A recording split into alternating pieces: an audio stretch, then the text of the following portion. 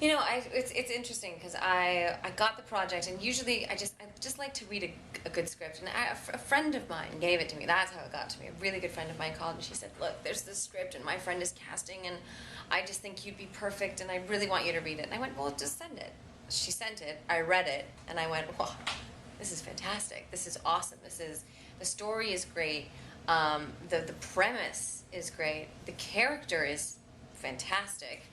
Why not?" And I sent the script to my team, and they read it, and they really liked it. And then I set up my own audition in New York. I said, "Guys, I'm going to set up an audition in New York, and I'm going to go in, I'm going to read, and we're going to see how this goes." And there was so much to Kira that I liked, and there's so many places that the story can go, because especially in TV, if you're going to go and do 10 episodes of something, you want to know that there is an infinite number of possibilities of what can happen for the rest of the show. And I can honestly say that was a driving force behind it, because we could go anywhere with it. And I mean, we already are time traveling, so you can ask a million different questions about other people and potential things and time travel, and are we going back, or will we get the right year? It could go on forever. So I was a total nerd. My brother always called me a dork in disguise. And I just like the fantasy. I like the escape. I like, whatever you imagine can possibly happen in one of these genres, which I think is great. Plus, I also like, you can sit me in front of an episode of Law and Order, and I will watch it even if I've already seen it before. I love a procedural show as well. So this is a perfect combination of both of those things, but also has extremely, in-depth character development, and that's really important, because I think at the end of the day, people want great characters. They'll watch any show with great characters, I really think, and I think our show has all of that. I was thrilled. I'm really maternal, and I love children. I am not ready for my own, but I'm happy to play a mom. And it was great. The boy Sean, who plays my son, my son is 5. Sean's a bit older. But it was really interesting and really eye-opening and very sweet. He's also a lovely kid, so that makes it easier. If the kid playing my child was a pain in my butt, I may not have so much fun with it. But he was really lovely, and yeah, I have no qualms about playing a mom, and I don't worry that, oh, well, then I won't be able to play a character that's this young if I've already played a character that has a 5-year-old. Really? No. I like to work, and if a project's good, I'm all for it. Now, if they said I had a 15-year-old son, I might say, maybe not. But a 5-year-old son is fine. I love that you asked that, because it's a very important part of the show. In 2077, I know who I am. I know what my job is. I know who the good guys are. I know who the bad guys are. And I'm not going to negotiate. I 100% am sure of everything that I'm sure of. I'm sure that that's the way that it is. I come back 65 years, and I'm here in 2012, and I'm seeing the Occupy movement, and I'm seeing unhappy people, and I'm seeing, poverty, and I'm seeing the world so much differently from anything I ever lived in 2077, that unless I'm completely closed-minded, which wouldn't be fun to play, and B, I wouldn't want to, I have to be open to thinking about adjusting some of my sort of beliefs from the future to my current situation, because it's very, very different. And there's that line, one man's terrorist is another man's freedom fighter, and that's totally true, because as this season progresses, and I can't obviously give stuff away, but yes, it's as soon as she starts really seeing 2012 for what it is and comparing it to where she's from and the life that she leads where she's from, she's on very shaky ground as far as what is right, what is wrong, who's bad, who's good, and how to proceed.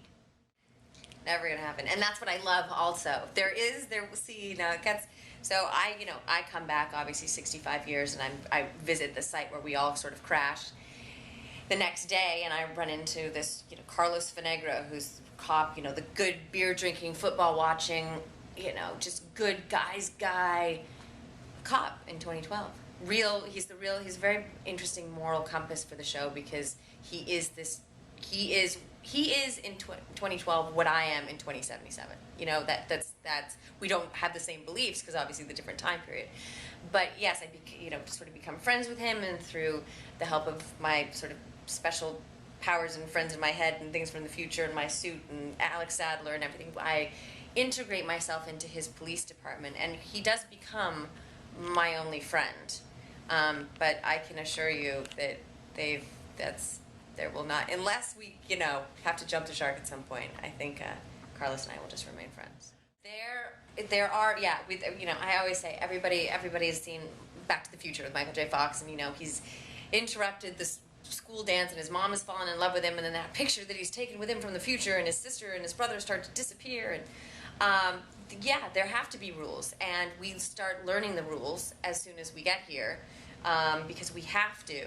And Simon Barry, who created it, he knows all the rules. I don't know all the rules because I don't like to know more than I need. I like to be on a need-to-know basis, because then it just allows me to experience things with Kira for both of us for the first time.